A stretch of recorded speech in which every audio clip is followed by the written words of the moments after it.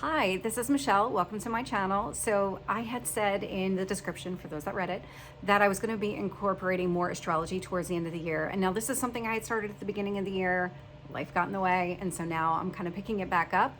And so I'm taking a little bit different approach here where I'm really going to focus maybe on one planet or one type of transit at a time, because the things that I'm going to focus on here are kind of the bigger items instead of just focusing maybe every 2 weeks. This is what's going to happen. And so Mercury is entering Capricorn on December 1st. That's in both the Eastern time zone and the Pacific time zone. From here on out, when I talk about what day it's going to hit, it's going to be Eastern because I'm in the Eastern time zone. But so you might want to look it up because in some of these cases, it could actually be the night before, and this is going to be early morning in the Eastern time zone. So I just wanted to put that out there. Mercury, so what is it? So it's the planet of communication. It's also how we process information. So when we think about Mercury, and we always hear about Mercury when it's retrograde, which it actually will do in the month of December, and that's the reason for doing this video. And so kind of taking that step back for a second. So Mercury is transitioning out of Sagittarius and as it's moving into Capricorn. When it was in the sign of Sagittarius, that was at its fall. And so what that means is that the planet had a really hard time here in Sagittarius. It was probably frustrated communication. You had a hard time communicating any kind of big picture items that you were thinking about, or anything that's a Sagittarius theme, like religion, philosophy, anything where you were trying to get your ideas across to another person or maybe even a group of people. You might have struggled here because this was Mercury. Mercury was not in its happy place at all, but it's actually moving into a positive place when it moves into Capricorn. And so when Mercury is in Capricorn, what it's allowing us to do is kind of shift our perspective. The Sagittarius energy, let's talk big picture, let's keep moving forward. Sagittarius doesn't like to sit still at all. And so Capricorn is kind of saying, well, let's take that back a minute. Let's start coming up with a game plan. What is your long-term strategy here? Because that's what Capricorn is all about. It's an earth sign. It wants to move slow. Take your time, develop that game plan so that you can execute something that is in alignment with what you want. And so there's a couple of different placements that happen pretty early in the month of December. So one, right after it moves into Capricorn, it is now in a positive aspect to Saturn, which is the ruler of Capricorn. And so with Saturn, Capricorn, I mean, it's the same type of energy. And so it's that extra emphasis on really coming up with a strategy, really think things through. What is it that you want to do here? And so if you think about what you were doing with Sagittarius, it was that big picture kind of philosophy type of communication. And now it's come up with a game plan so that you can start communicating exactly what it is that you want to do. Later on, probably about a week later, so on December 8th, so really 6 days later, Mercury is going to trine Jupiter, but Jupiter's retrograde. And so what does that mean? This is another positive aspect. Jupiter is growth, it's expansion, and with it being retrograde, this is all going to be internal. So this again is about you working on it internally, creating some sort of strategy. And now this is the opportunity to kind of really start to see, okay, I've come up with maybe a preliminary strategy, and how do I expand that? How do I grow that? And so all of this is taking place. And again, a couple of days later on the 11th, Mercury is going to sextile Venus. And so Venus, this is what you want, this is what you value. And so all of this is coming into play to help you kind of craft the type of strategy that you want long term. And so it's going to be different for everybody as far as the area of your life that this is impacting. So I'll get to that here in a few minutes. I just kind of wanted to talk a little bit about what is happening here with Mercury. And so Mercury is actually going to station retrograde on the 13th. As I'm recording this, we're already in the shadow, but I do want to highlight that when it goes retrograde, it will go direct on January 1st. So obviously these transits don't happen for very long. Mercury is a fast moving planet, not a surprise there. It is all about communication and moving forward. And so when it is retrograde, just like I was talking about before with Jupiter being retrograde, it is a little bit weaker. This is a more of an internal process. Instead of it being an outward, it's more of an inward type of energy. And so Mercury does, when it's retrograde, give us the opportunity to really start thinking about what it is that we want to do. Where do we need to make improvements here? Instead of just constantly going forward and putting it out to the world, what do we need to do internally in order to get exactly what it is that we want? And so here, what's happening is while it's still in Capricorn, because it will at some point retrograde back into Sagittarius. So while it's still in the sign of Capricorn, it is once again going to trine Jupiter. And so if you kind of think about it, it's going to move forward and then it's going to start to come back. So those positive aspects that we saw when it was direct, it'll now experience going retrograde. So it's giving you an additional opportunity to really go back, evaluate what it is that you're doing. Does that still make sense to you? Is there anything here that you would need to tweak? That's what all of this energy is really getting you to do. And so that takes us all the way to the point where it goes back into Sagittarius. And so it's actually going to retrograde into Sagittarius on the 22nd of December. And so here it's, you spent the last few weeks coming up with a game plan. How does that fit in with your big picture? So now you've been working on this strategy, but big picture, how does that all play in with everything else that you have going on in your life? How would you apply this? And so this is where you have this kind of opportunity to really balance the strategy you're coming up with versus your long-term goals here. So just keep that in mind. I'm about to jump into how it's going to affect all of you individually based on your sun and your rising sign. You can also listen to your moon sign too. That's absolutely applicable. But what I really want to highlight here is that during this retrograde in Sagittarius, Mercury is going to be in a negative aspect to Neptune. So it's going to be in a square. And so it's also going to be conjunct Mars pretty much at the same time. They're the same day in the Eastern time zone. Pacific time, they will not be. But what's happening here within a few hours? So when Mercury is squaring Neptune, that is saying, what are your goals? Because the game plan that you're coming up with may not be aligned. There might be something here that you're just not seeing fully because Neptune is illusions, it's dreams. It might be hiding something from you. And it's about, how do you break that down? How do you make that more realistic? That's the whole purpose of this one. Conjunct Mars. Mars is action. It is, what do you need to do in order to then move forward? And so as you're kind of starting to see through maybe some of the illusions, maybe that game plan that you came up with created some, and maybe there was some dreamlike quality to it where maybe not fully achievable, maybe not fully realistic. And now you're being given the opportunity to make some adjustments here. And that Mars energy indicates that you will take action against it. And how do you make that more realistic? And so where it'll apply to you, really most important, it's going to be your rising sign. And so if you haven't run your birth chart, I do have instructions down in the description on how to run your birth chart. But really what you're looking for is that first house. Where is your rising sign? Where is your ascendant? Second would be your sun sign. It's also applicable. And so what I'm going to start with here is Aries. So this would be for sun and for rising. Mercury is going to be in two houses for you. So it's going to be in the fourth house when it's in Capricorn, third house when it's in Sagittarius. And so those themes are fourth house, your home, your ancestors, third house, siblings. This could be short distance travel. So really, when you look at the two together, there's this emphasis on family. And so what is it that you're trying to do? What is it that you're trying to create? What is your long-term plan when it comes to family? Because that's what's going to be highlighted here for you.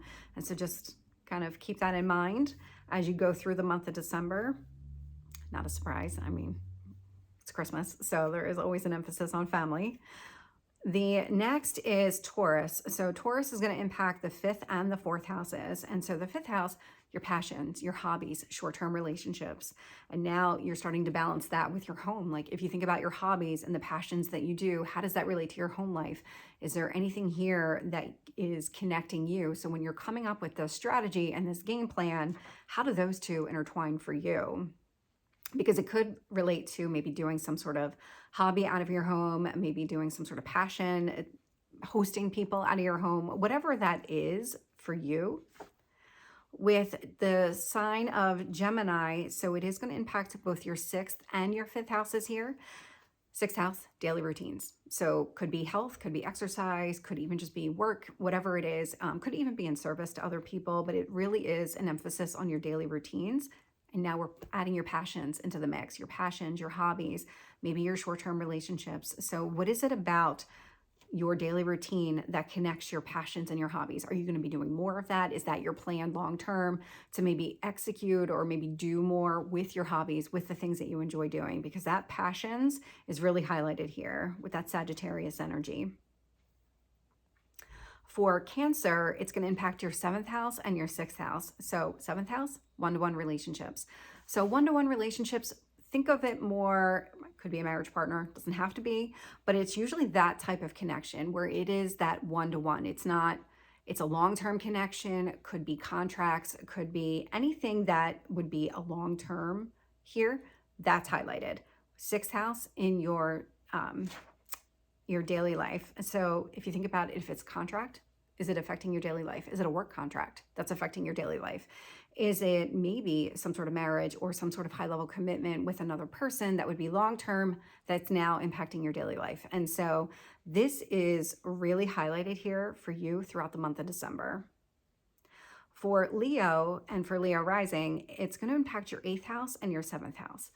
8th house, other people's money, debt, transformation. It's all the Scorpio themes. So could be power issues and control as well.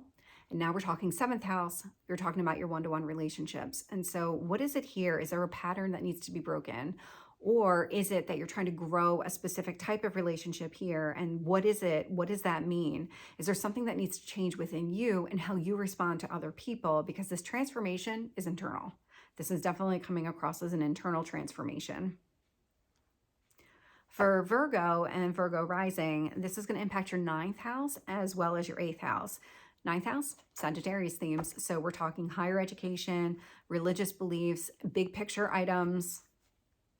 8th house, now we're back to the power and control issues, any kind of transformation that maybe would take place. So if you're thinking about like higher education and transformation, this would be, okay, are you planning to go back to school? Do you want to do anything from a higher education standpoint? Do you have your undergrad? Do you want to get your master's? Do you want to get your doctorate? Is there something here with your religion that you want to expand? And so these are all the things that are taking place for you during the month of December. And for Libra and Libra rising, so this is going to impact your 10th house as well as your 9th house. 10th house, this is your career and public reputation. 9th house is all about, again, higher education. This could be expansion. This could be religious beliefs, philosophy. The 9th house is really about the teacher. So is it that you're doing more of that type of energy where you are going to maybe enter into some sort of speaking engagement or some sort of presentation? What is it that you're trying to do? Is there some sort of public speaking aspect to your career, or is that something that maybe you're evolving into that within your career? And so there's something very, very career driven with whatever is happening here for you, Libra, in the month of December. There's this opportunity for growth within your career, and it has a lot to do with public speaking, higher education. These are the two big things that are coming across.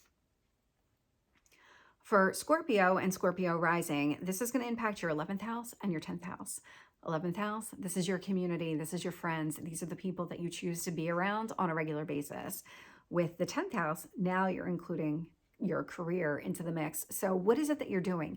Is your career taking you out into your community? Is there an opportunity for this to go out into your community where you can spend more time interacting with people around you in a way that really does expand your career and even just expand your standing within the community?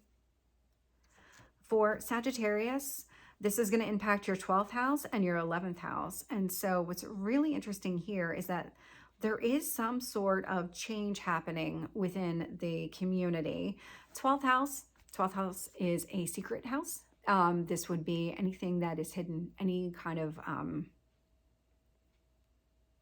just trying to think through all the 12th house themes. So like a prison is a 12th house theme, but it's more of like just that step back, that step away from any kind of public life, things that you do on your own, going and maybe spending time alone. So there's something here with something that you need to do. Maybe it's some sort of secret that needs to be addressed. Maybe there's something here that needs to come out. Maybe there's something here where you need to start informing people of what's going on with you, because this 11th house, 12th house energy is almost like a balancing act between the two, like spending time out in the community, but then making sure that you have the time for yourself. And so maybe that's where you're trying to find some sort of balance here in the long term. For Capricorn, this is going to impact your 1st house and your 12th house. 1st house, it's your house of self. So this is who you are. This is how people see you. This is It's really interesting here with the 12th house because, again, this is about removing yourself from that public life. This is about things that you would do behind the scenes. So what is it that you're trying to transform within yourself that takes you out and away from the public here? Because that's exactly what this energy looks like. It's trying to balance. For Aquarius, this is going to impact your second house and your first house. Your second house is all about personal finances. Your first house is yourself. So what is it that you're trying to do? What is it that you want for yourself financially in the long term? What's going to make you happiest here? How do you feel fulfilled with this type of energy? That's what you're being encouraged to focus on during the month of December and actually come up with a game plan. For Pisces, this is going to impact your third house and your second house. Third house, this is siblings, short-term distances, maybe even early education. For second house, this is your personal finances and the things that you value. And so when you think about, I mean, really, it's this time of year, you're probably doing gifts exchanges, things like that. But what do you want to do? What is it that you're trying to do with your personal finances here as it relates to maybe your siblings? Are you trying to go into some sort of business with them? Is there something here about, because this is your money, this isn't their money. So what is it that you're trying to do with your personal finance when it comes to siblings? Or is there something that you're trying to do with short distance travel where you're trying to grow your finances in a way, but it's second house, it's not eighth house. So this is all something that you're doing for yourself. This isn't something that involves somebody else's money. At least that's not what I'm picking up here. So this is really how Mercury retrograde is kind of looking for the month of December by sign. Let me know if this resonated with you or if you want to see more content like this, because the way that I'm thinking of doing this is pretty much the way that I just did this here. There's several different transits, kind of major ones that happen during December, as is the case with every month. And so my thought is to maybe put out one of these videos for each one of these major transits and then just kind of talk through what does it look like during its cycle. So let me know in the comments below. And if this is your first time here, please subscribe and I will see you next time. Take care.